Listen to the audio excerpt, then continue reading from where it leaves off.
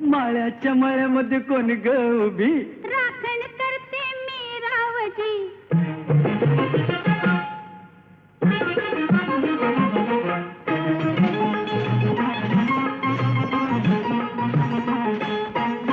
माळ्याच्या मळ्यामध्ये कोण ग उभी? राखण करते मी रावजी. माळ्याच्या मळ्यामध्ये कोण ग उभी?